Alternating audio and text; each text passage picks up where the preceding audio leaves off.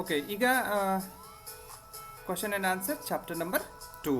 So ಮೊದಲನೇ ಪ್ರಶ್ನೆ ಏನಿದೆ ಸರ್? ಮೊದಲನೇ ಪ್ರಶ್ನೆ, dash is not a tangible good. Tangible ಅಂದರೆ ಏನು? ಯಾವುದನ್ನು ನಾವು ಮುಟ್ಟಿ ನೋಡಬಹುದು ಅದಕ್ಕೆ ನಾವು ಟ್ಯಾಂಜಿಬಲ್ ಅಂತ ಹೇಳ್ತೀವಿ. ಇನ್ಟ್ಯಾಂಜಿಬಲ್ ಅಂದರೆ ಯಾವುದನ್ನು ಮುಟ್ಟಿ ನೋಡೋಕ್ಕೆ ಸಾಧ್ಯವಿಲ್ಲವೋ ಅದನ್ನು ಟ್ಯಾಂಜಿಬಲ್ ಅಂತೀವಿ. ಸೊ ಇನ್ಶೂರೆನ್ಸನ್ನು ಮುಟ್ಟಿ ನೋಡೋಕ್ಕೆ ಸಾಧ್ಯ ಇಲ್ಲ.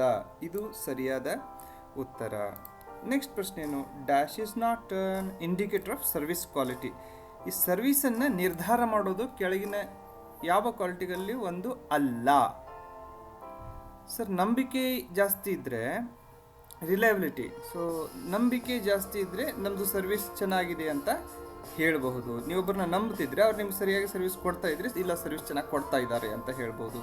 ಅವರಿಗೆ ನಮ್ಮ ಬಗ್ಗೆ ಕಾಳಜಿ ಇತ್ತು ಅಂದರೆ ಹೇಳಬಹುದು. ಅವರು ನಾವು ಪ್ರತಿ ಸತಿ ಕಾಲ್ ಮಾಡಿದಾಗ ಜಲ್ದಿ ರೆಸ್ಪಾನ್ಸ್ ಮಾಡ್ತಾ ಇದ್ರೆ ಇವ್ರದ್ದು ಏನಪ್ಪ ಸರ್ವಿಸ್ ಚೆನ್ನಾಗಿದೆ ಅಂತ ಹೇಳ್ಬೋದು. ಬಟ್ ಅವ್ರು ತುಂಬ ಜಾಣರಿದ್ದರೆ ಅದನ್ನು ನಾವು ಡಿಸೈಡ್ ಮಾಡೋಕ್ಕೆ ಆಗೋದಿಲ್ಲ. ಅದನ್ನು ಸರ್ವಿಸ್ ಕ್ವಾಲಿಟಿ ಕ್ಯಾಟಗರಿಯಲ್ಲಿ ಡಿಸೈಡ್ ಮಾಡೋಕ್ಕೆ ಆಗೋದಿಲ್ಲ. ಜಾಣ ಇರಬಹುದು ಅವರು, but end of the day ನನ್ನ ಜೊತೆ ಯಾವ ಥರ ಬಿಹೇವ್ ಮಾಡ್ತಾರೆ, ಯಾವ ಥರ ರೆಸ್ಪಾನ್ಸ್ ಮಾಡ್ತಾರೆ, ಅದರ ಮೇಲೆ ಮಾತ್ರ ನಾನು ಈ ಸರ್ವಿಸ್ ಕ್ವಾಲಿಟಿಯನ್ನು ನಿರ್ಧಾರ ಮಾಡ್ಬೋದಲ್ಲ.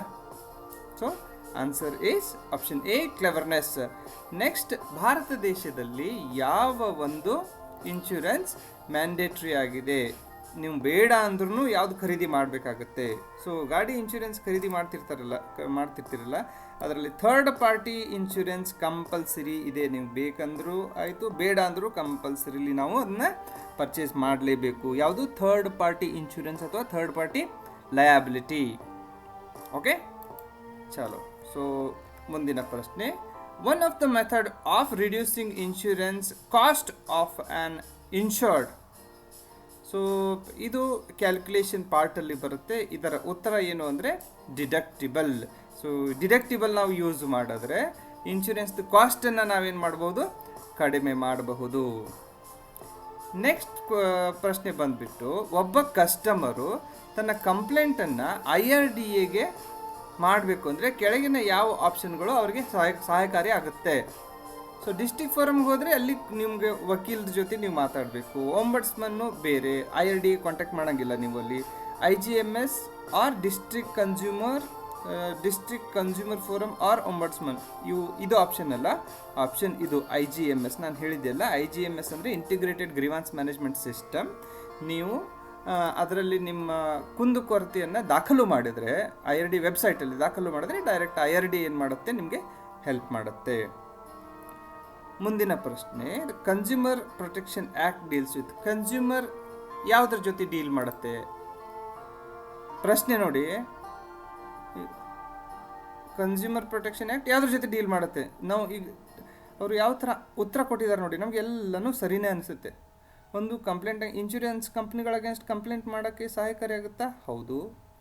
ಕಂಪ್ಲೇಂಟ್ ಅಗೇನ್ಸ್ಟ್ ಶಾಪ್ ಕೀಪರ್ಸ್, ಬೇರೆ ಅಂಗಡಿಯವ್ರಿಗೆ ನಾವು ಅಗೇನ್ಸ್ಟ್ ಕಂಪ್ಲೇಂಟ್ ಲಾಂಚ್ ಮಾಡಬಹುದಾ? ಅವ್ರ ಕಡೆಯಿಂದ ಏನಾದರೂ ಸರ್ವಿಸ್ ಕ್ವಾಲಿಟಿಯಲ್ಲಿ ಫಾಲ್ಟ್ ಆದರೆ? ಹೌದು.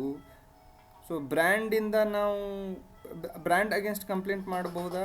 ಹೌದು. ಸೊ ಮೂರು ಸರಿಯಾಗಿದೆಯಲ್ಲ. ಸೊ ಮೂರು ಸೇರಿ ಕೊನೆ ಕೊಟ್ಟಿದ್ದಾರೆ ನೋಡಿ, complaint against insurance companies and brand and shop keepers. Okay, so ಇದು ಸರಿಯಾದ ಉತ್ತರ. ನೆಕ್ಸ್ಟ್ ಪ್ರಶ್ನೆ ನೋಡೋಣ. Which of the below agency, question number 7, which of the below agency has jurisdiction to entertain matters where the value of goods or services and compensation claim is up to 20 lakh. 20 lakh ಅಥವಾ 20 ಲಕ್ಷದ ಕಡಿಮೆ ನಿಮ್ಮದು ಏನು ಒಂದು ಕಂಪ್ಲೇಂಟಿಂದ ಅಥವಾ ಒಂದು ಕಂಪ್ನಿಯಿಂದ ಹಣ ಬರೋದಾಗಿದ್ದರೆ, ನೀವು ಅದಕ್ಕೆ ಕಂಪ್ಲೇಂಟ್ ಲಾಂಚ್ ಮಾಡೋರಿದ್ದರೆ ಕೆಳಗಿನ ಯಾವ ಏಜೆನ್ಸಿಗಳಲ್ಲಿ ಮಾಡಬೇಕು? ಕೆಳಗಿನ ಇದು ಒಂದೇ ಏಜೆನ್ಸಿಗೆ ಮಾಡ್ಬೋದು ಸರ್. ಡಿಸ್ಟ್ರಿಕ್ಟ್ ಫೋರಮ್ಗೆ ನೀವು ಮಾಡಿದ್ರೆ, ಹೈಕೋರ್ಟಲ್ಲಂತೂ ನಿಮ್ಗೆ ಹೋಗೋಕ್ಕೆ ಬರೋದಿಲ್ಲ. ಡಿಸ್ಟ್ರಿಕ್ಟ್ ಫೋರಮಲ್ಲಿ 20 ಲಕ್ಷ ಅಥವಾ 20 ಲಕ್ಷದ ಕಡಿಮೆ ಇದ್ದರೆ ಮಾತ್ರ ನೀವೇನು ಮಾಡ್ಬೋದು? ಕಂಪ್ಲೇಂಟ್ ಲಾಂಚ್ ಮಾಡಬಹುದು. ಸ್ಟೇಟ್ ಕಮಿಷನ್ ಯಾವಾಗ 20 ಲಕ್ಷದಿಂದ 1 ಕೋಟಿ ಇದ್ದರೆ. ನೆಕ್ಸ್ಟ್ ಬಂದುಬಿಟ್ಟು ನ್ಯಾಷನಲ್ ಕಮಿಷನ್, 1 ಕೋಟಿ ಅಥವಾ 1 ಕೋಟಿಗಿಂತ ಜಾಸ್ತಿ ಇದ್ದರೆ ಮಾತ್ರ ನೀವು ನ್ಯಾಷನಲ್ ಕಮಿಷನ್ಗೆ ಹೋಗ್ಬೋದು. ಇನ್ನೊಂದು ಎಂಟಿಟಿ ಇದೆ, 20 ಲಕ್ಷ ಅಥವಾ 20 ಲಕ್ಷದ ಕಡಿಮೆ ನಿಮ್ಮದು ಕಂಪ್ಲೇಂಟಿನ ವ್ಯಾಲ್ಯೂ ಆಗಿದ್ದರೆ ಒಂಬಡ್ಸ್ಮನ್ ಹತ್ರನೂ ಹೋಗ್ಬೋದು ಸರ್ ನೀವು. ಓಕೆ, ನೆಕ್ಸ್ಟ್ ಪ್ರಶ್ನೆ number 8. In consumer relationship the first impression is created. Service ಕೊಡೋಕ್ಕಿಂತ ಮೊದಲು ನಾವು ಇಂಪ್ರೆಷನ್ ಕ್ರಿಯೇಟ್ ಮಾಡಬಹುದು. ಕಸ್ಟಮರ್ ಭೇಟಿ ಆದಮೇಲೆ ನಮ್ಮ ಸರ್ವಿಸ್ ಇಂಪ್ರೆಷನ್ ಕ್ರಿಯೇಟ್ ಮಾಡಬೇಕು ಅಂತ ಏನಿಲ್ಲ. ಸೊ ಪ್ರತಿ ಸತಿ ಸರ್ ನಾವು ಅವರು ಕರೆದಾಗ if we are on time, ಇಲ್ಲ ಸರ್ 5 ನಿಮಿಷ ಬರ್ತೀನಿ ಅಂತ ಹೇಳಿ 2 ದಿನ ಬಿಟ್ಟು ನಾವು ಹೋದರೆ ಅದು ಸರ್ವಿಸ್ ಕ್ವಾಲಿಟಿ ಅಲ್ಲ, ರಿಲೇಷನ್ಶಿಪ್ ಚೆನ್ನಾಗಿ ಬೆಳೆಯೋದಿಲ್ಲ. Okay, so being on time, showing interest and being confident, ಇದೆಲ್ಲ ಸೇರಿ ನಮಗೆ ಒಬ್ಬ ಕಸ್ಟಮರ್ ಜೊತೆ ಒಂದು ಒಳ್ಳೆಯ ರಿಲೇಷನ್ಶಿಪ್ ಬಿಲ್ಡ್ ಮಾಡೋದಕ್ಕೆ ಹೆಲ್ಪ್ ಮಾಡುತ್ತೆ. ಓಕೆ, ಸೊ ಮುಂದಿನ ಪ್ರಶ್ನೆ, ಸರಿಯಾದ ಸ್ಟೇಟ್ಮೆಂಟ್ ಯಾವುದು?